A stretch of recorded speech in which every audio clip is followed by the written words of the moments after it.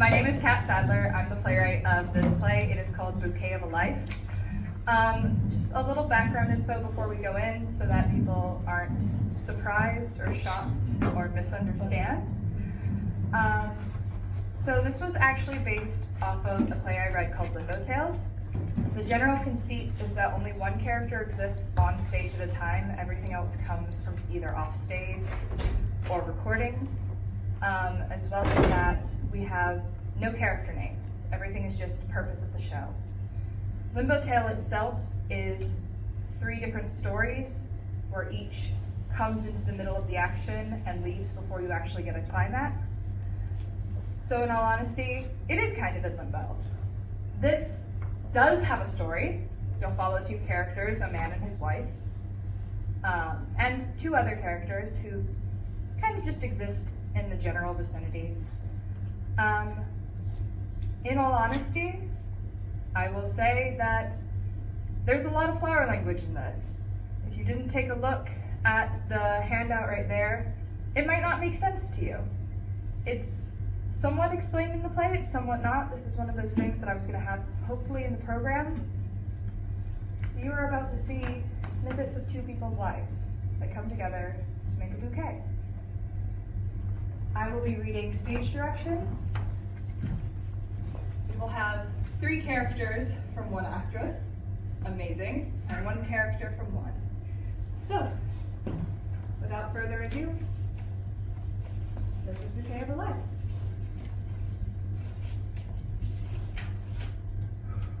Scene 1, an apartment living room, small and cramped. A small window with very little light.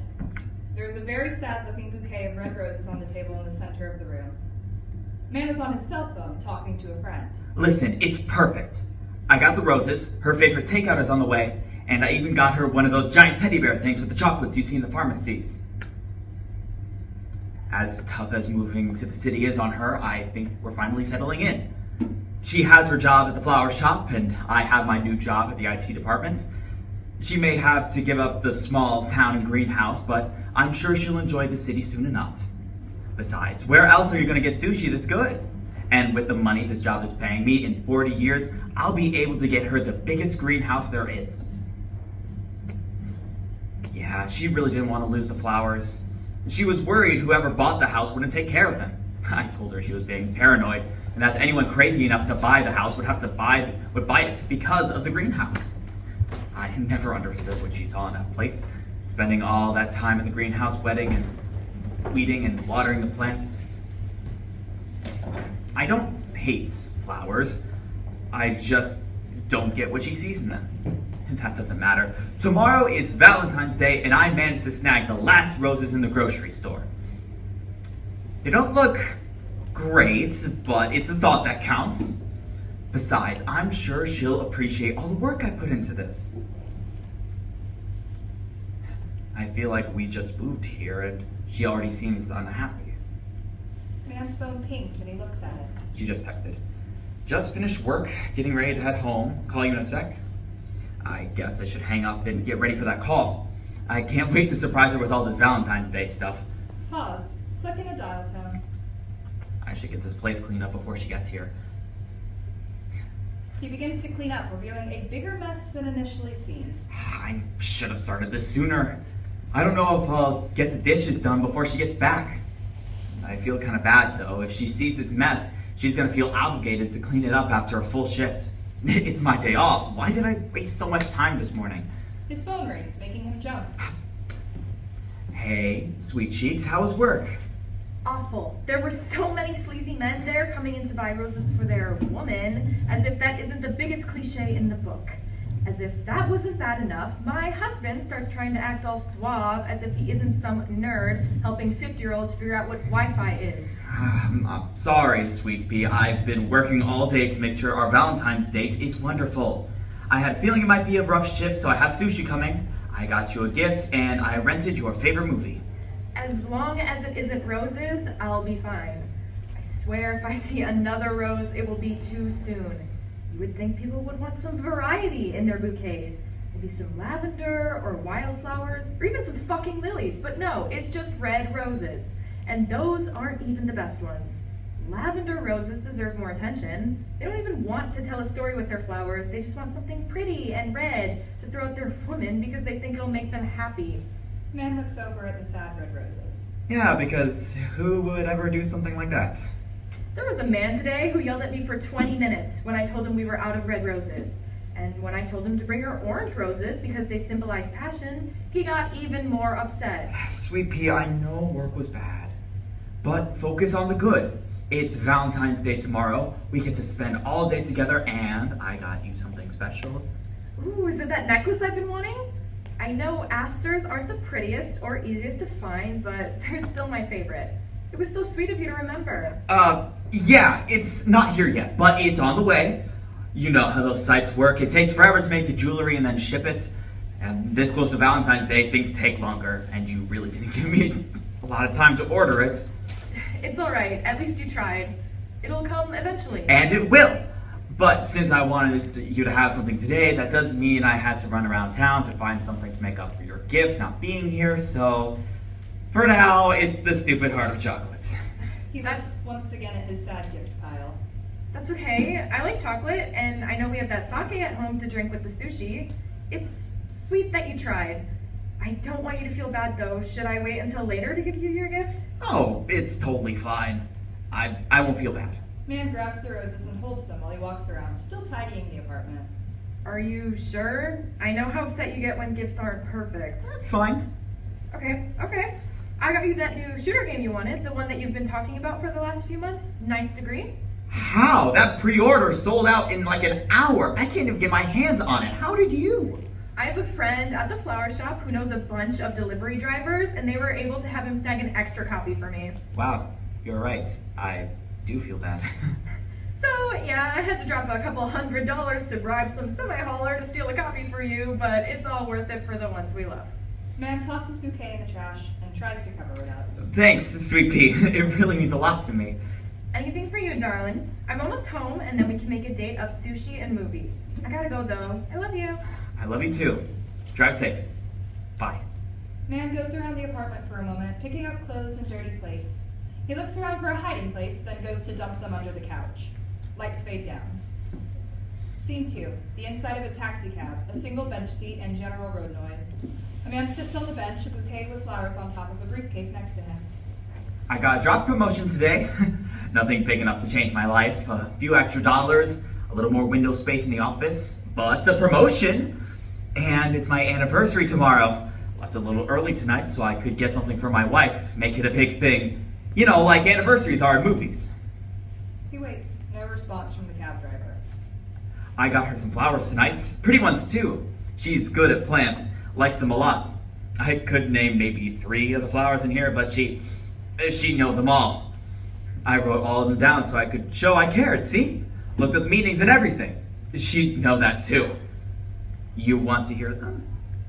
Sure, what you got, man? Okay, let me just get out the paper.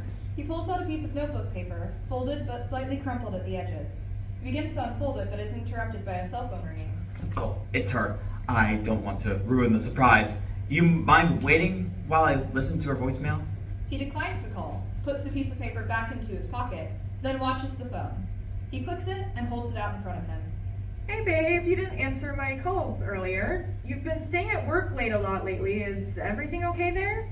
Look, I already ate dinner. Just let me know when you think you'll be home, okay? Love you. Man clicks something on the phone, then stores it in his pockets again. He goes back to unfolding the note. She didn't sound too happy with you staying out so late, man. You sure those flowers are gonna win her over?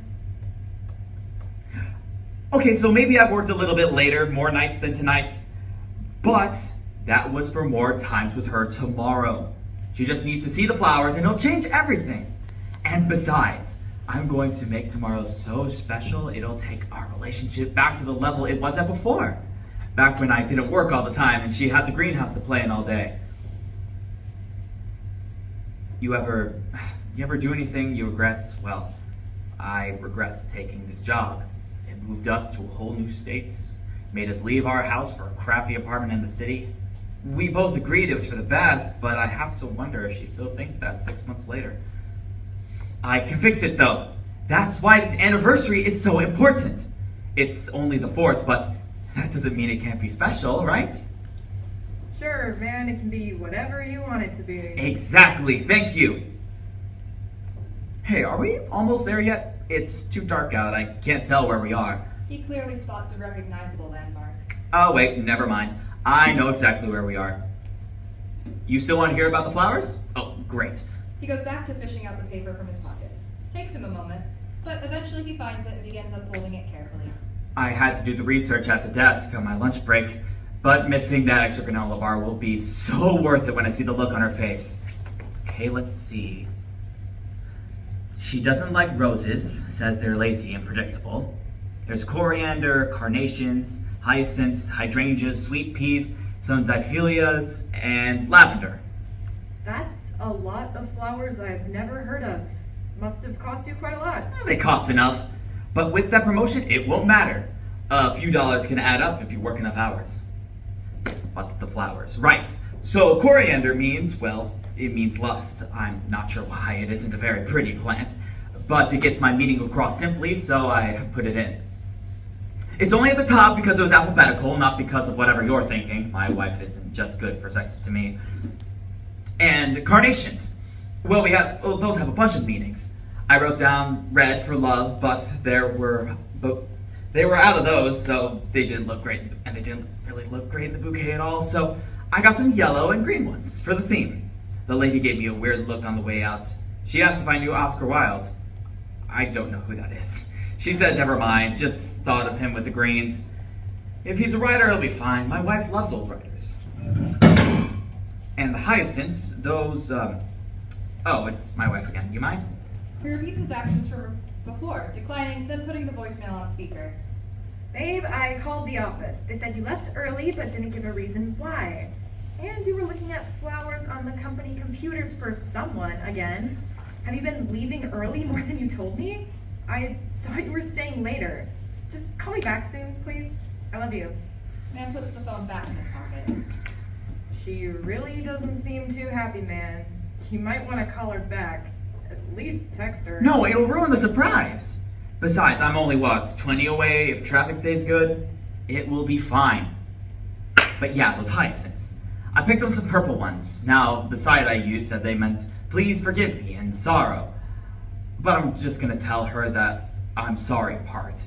For working so late all the time, I mean. I'm sure once I explain to her, she'll understand it. The lady at the counter threw in some yellow ones for free. I mean, free flowers, alright? Anyone would take those. She also threw in some, hydrangeas. No clue what they mean, but I think they look pretty too. And then lavender was obvious. It means happiness, love, devotion. And the color looked really well.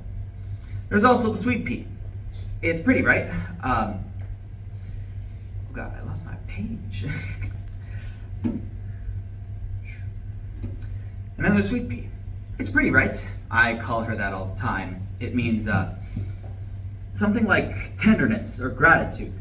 And something else. The ink smudge is here. I can't make it out. Something about goodbye? Oh, that can't be right. But it's okay. The other two are the important parts. The phone rings again. Man once again goes through the process as before. Okay, I'm starting to get fed up with this. I called Jeremy and he said you left with him, but you had something special to do. And I know that you know I'm calling. So either call me back or I'm just gonna go to bed and we can talk in the morning. I locked the door, so either use your key or find the spare. I'm not getting up. Night. He this time puts his phone into the briefcase. I don't want to talk about that. It'll be fine once I get home. She'll be so excited. The last one is Diphylia. I had to call ahead of time to make sure that they had it in. It's a strange one, but the meaning is just what I needed. I will show my true self to you, or clarity and honesty. I think it's sweet, so if I give it to her, it should tell her everything. I should tell her everything I want to tell her. But in a way that's special for her. That's a big sweeping gesture, right? And then pull out all the stops tomorrow night. It's gonna be perfect. Man fumbles the note folded and into his pocket again. He sits in silence for a while, fidgeting with his coat and shoes. Sounds great, man. Do I look okay? Oh, that's a stupid question. You've been driving the whole time. You can't see me. Never mind. He fidgets in silence again, like he's squirming trying to keep something from getting out. The silence keeps stretching until it snaps. I do love my wife, even if I work all the time. It's for her, so I can give her a good life and nice things. Pretty women deserve nice things. Whatever, man. Silence. He's reached the end of the driver's goodwill and knows it. We're here. Now pay up and get out. Good luck with the wife or whatever. Thanks for the ride and listening. Here's the fee. He digs into his pocket and throws some cash down on the back seat, then picks up his briefcase and the flowers. For the first time, the bouquet is seen. As he goes to walk off, lights go dark. Intermission, scene 3. A woman walks on stage into a greenhouse full of flowers. On 2 tiered workbenches upstage, multiple types of perennials are in plastic pots. On a larger downstage table sits a pair of gloves, a misting bottle, a pot with just soil, and 2 small pots for plants. We should understand this woman to be wife at a glance, with the flowers on her clothing or in her hair. Wife ties her hair up, then puts on the gloves in a huff, and begins messing around with the soil in the empty pot. She goes to wipe some sweat off her brow and leaves streaks of dirt behind. Flowers. Flowers. How has everything in this relationship come down to the way that man treats flowers? I had my suspicions for a while, and I know he's clueless. But he's not that dumb. There was effort in that bouquet. They were florist quality flowers. As if I wouldn't notice that working in a flower shop for years. But I never thought he would tell me he's cheating on me with fucking flowers. What a slap in the face, that asshole! And that I'm frigid? He works late every night for months. Never gives me a lick of attention. Doesn't want to go on any dates with me when I suggest them. And he has the nerve to call me frigid. Through my babies? She turns to a close-by pot of flowers and starts fussing with the leaves. She starts misting them with a spray bottle. At least with the green carnations, I wouldn't believe it was him telling me he was gay. I know for a fact he did not look up the meaning to those and probably just thought they looked pretty with the rest. That's just him being dumb. I would believe, however, that he was cheating on me, and I swear to God that I have proof. You believe me, don't you, baby? At first, it was the roses on Valentine's Day. That was the first clue. I don't know why he didn't think I would find them. God knows I'm the only one who ever takes out the trash. I found them after he left for work. They look terrible, like an afterthought. But I was a good wife. I thought maybe he just tried to do something sweet for me in his own way. Bless his heart. But they were such wilted roses. They had to be days old at least. So I pushed it to the back of my mind and went along with life. And then he started staying at work late every night and ignoring my calls. Her misting gets more aggressive. And then the night of our anniversary, he tells me he's staying at work late. And I think, okay, he better have a good reason for it, but that's fine. Then he declines my calls, not once, not twice, but 3 times. I know for a fact he knew I was calling because he had to push that button to ignore them. She notices she's over-misted the plant and calms down. I'm sorry, baby. I shouldn't get so worked up. So, I called Jeremy, and he says he left early. I think back to Valentine's Day, and it hits me. He really could be cheating. And then he comes home with that bouquet, all pretty and special, and saying I'm not good enough for him, so he's leaving. Well, fuck that. If he had to tell me that in a way he knew that was personal to me, he can go fucking die for all I care. Fuck him and his stupid cheating ass. I'm happier without him anyway. As long as I have my greenhouse and my family, I'll be fine. Just fine. She turns around to put the pot back with the others on the workbench. Lights go down. Scene 4, a bus stop. An uncomfortable metal bench with peeling paint. There's a clump of dandelions growing in the downstage in the sidewalk cracks. Man sits on the bench, clothes dingy. A beat-up briefcase rests on the seat next to him, same as before. He kicks at something, then checks his phone for the time. Why the heck is the bus taking so long? I don't want to be here. I don't want to be out here any longer than I have to. It's been a while since I had to take the bus, though. I need to find a new place soon if I'm going to afford taxis in the city. I hate the bus. It's full of sweaty, smelly people who either don't have a clue what to do with their lives or just hit a patch where they're failing somehow. Maybe that's a reflection on me too. I mean, I'm also taking the bus. But that's just for today. I can turn this around if I just pull myself up. What was that? Silence. Man sees a homeless person across the street. Vague yelling is heard off stage. I shouldn't be in this neighborhood. There's too much crime, too much trash everywhere. I thought for sure they were going to come over here drunk and try to talk to me. Or worse. The yelling gets louder. Man checks his phone. Delayed another 15 minutes. 15! I'll just ignore it. Look the other way and it'll be gone. I wish they would just shut up though. Or go somewhere else. Good people are trying to get along with their lives. Should I call the police? Oh no, that's too much. Even right now. But I really need that bus to come soon. More yelling, the loudest yet. That's exactly why. Shut the fuck up! You shut up. What do you have to be angry about, huh? Well, maybe I have a lot to be angry about. A lot to be angry about. Oh, give me a break. Bus late? Ah, boo-hoo. Can't get home to the missus on time? Fuck off. Some people actually have problems. Well, what do you know? What does anyone know? Maybe I can't go home to my wife. Maybe I don't have my wife anymore. Maybe she's not my fucking wife at all over some stupid flowers. Just leave me alone. Okay, touchy subject. Silence stretches. The man checks his phone again. 20 minutes late and still no bus in sight. How do people do this every day? Look, I'm sorry. I'm not a horrible person, I swear. I don't hate you, and I don't hate homeless people, and I shouldn't have acted so poorly. He fumbles with his words, sits up straighter and adjusts his clothing. I just got divorced. My wife, my ex-wife, she just ended it one day a week. After our anniversary, I thought everything was going great, and then, poof, she comes down to the kitchen table on my day off, does the crossword and says, I want a divorce. And I'm left floundering trying to pick up the pieces. I don't know why I'm telling you this. You're a random person who I've acted like a complete asshole to, and I don't even know your name. And you're not going to. I'll listen though, if you want me to. My wife left me too. What did you do? If you don't mind me asking. I've got plenty of time until this bus comes, apparently. That's the kicker. I didn't do nothing. Hesitation. Man gestures for them to go on. I had nightmares. Bad ones. I don't want to talk about it, especially not to some random civilian. See, I didn't do anything either. I just tried to make things special one night. So she wasn't into whatever freaky stuff you like. Alright, I won't judge. No.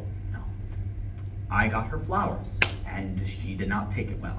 Well, shit, that normally works. Yeah, I know. And she loved flowers. Knew everything about them too. She could tell you the difference between a rose and a carnation by the smell alone.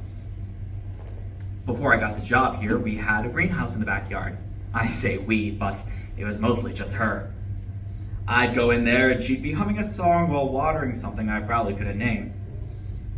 We were happy. And then we moved here, and I tried to give her God anything like that, just to keep her happy. She had this orchid in the apartment when I got her when we moved in. I told her it was because she was the queen of the place, something sappy and sweet. I think that's the only other time I got her flowers. That's the only other time I got her flowers. That's the only other time I got your flowers. Man swings his head around wildly as if searching for something to bring stability. He sees the dandelions. Dandelions. She liked those. Man crosses to the dandelions. He picks them one by one delicately, like they'll break. He cups them to his chest. I always told her they were a weed, not pretty enough for a garden, I said. She liked them. They're the only flower I see now. It's kind of funny. Everywhere I look, I always see flowers. She left that stupid orchid in the shower, and I can't throw it out because it's her orchid. And now it's my responsibility, and I can't do anything about that. That orchid is the only time I got her flowers, and it made her happy. And now it's dying. Look at these. Look at these dandelions. They're so bright and small. And they're weeds, but they were flowers to her. I bet they mean fucking sunshine or some BS like that. I bet they mean everything will be just fucking fine and dandy and nothing will ever go wrong or something. And I bet every time I told her it was a weed, she looked at me and a little piece of her stopped loving me because I couldn't just take the time to look at what they meant. Well, fine. What do they mean? Where's my phone? I need to know what they mean. I need to know what they mean! He struggles to pull out his phone, panicking. Never get this phone out. Oh, okay. Dandelions.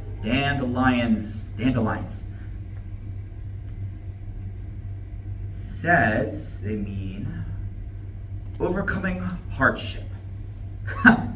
Well, isn't that exactly what I need right now?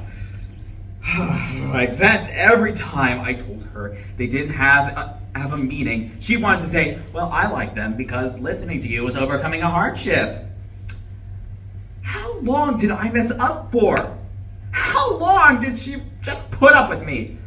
How many times did I say something wrong and poison the little flower of love she had for me till there was nothing but a clot of dirt in her chest? And now all I can remember is the stupid flower sitting in the jar when she told me. I fucking hate flowers. Man crushes the dandelions and throws them on the ground. He pauses, looking at them, then kneels on the ground by the crushed dandelions. I didn't mean it. I didn't mean it, I swear. I'm sorry. Man cries softly, repeating himself over the dandelions. Hey, buddy, your bus is almost here. Might want to wrap it up. Man gets up woodenly. He fixes himself, then sits back on the bench. Thanks. We hear the sound of a bus pulling up and stopping. Lights go down. Epilogue, Scene 5. A graveyard. One basic headstone sits in the downstage center. The area is noticeably empty and silent. Wife enters, holding a bouquet. She is older now, still a refined woman. She is very obviously not here to mourn, wearing pastel clothing. Wife walks forward to the grave, kneels down, and brushes some dirt away, then stands. It's so quiet here. Peaceful. You wouldn't have liked it. But your grave's a mess. You never could keep your stuff clean, could you? Wife waits for a response she knows isn't coming. This is an old in-joke, one missing the other half of the punchlines. It's been a while, hasn't it? Wish I'd answered one of your calls at least once. Just one more time so I wouldn't feel like a terrible person saying it to your gravestone. But I didn't. Fuck you. She waits. There's no response except for a gust of strong wind. Fuck you! I hate you for all of your shitty attempts to pretend you cared. I hate you for moving me away from my family home for a job that took both of us nowhere. And you died from the fucking flu. And I hated you for cheating. I did. I never wanted to see your stupid name again on my phone, and I was so glad the day I finally sent your things away. But I didn't want you to die, not really. And now I feel like a terrible person for wishing you pain and suffering. You know, you ruined my life for a while. Ma and Daddy were so proud of us when we got married so young. They thought we would end up like them, high school sweethearts living in the same town they grew up in. I wanted that for us. Then we moved, and then you cheated, and I couldn't do that. They were so ashamed of me when I came back home saying I divorced you for infidelity. I couldn't show my face in town for weeks. Everyone was talking. Everyone knew. I wanted closure. I wanted to be petty and put these flowers on your grave. I got you some geraniums. We always joked they would be your flower, stupidity, just like you. And some pink larkspur. Gotta make sure the colors are correct, or how would you ever know my meaning? And of course, some marigolds and narcissus. And then just to make it 5 types, math always was your thing, some petunias. So, there you go. The bouquet of my spite and all of your worst qualities. Wanted to ruin your peace the way you ruined mine, and go home to my house with my family and be happy. Wife collects herself. She then sets the bouquet on his grave. It should be visible to the audience. I can't. I just can't. Because all you have here is loose dirt clods covering your headstone. I thought at least one person would come warn you, but I guess you really do have no one now. So, I'm going to leave you these flowers. And I'm going to walk away knowing that I do not forgive you. I cannot forgive you. But even if I'm bitter, I pity you enough to do this.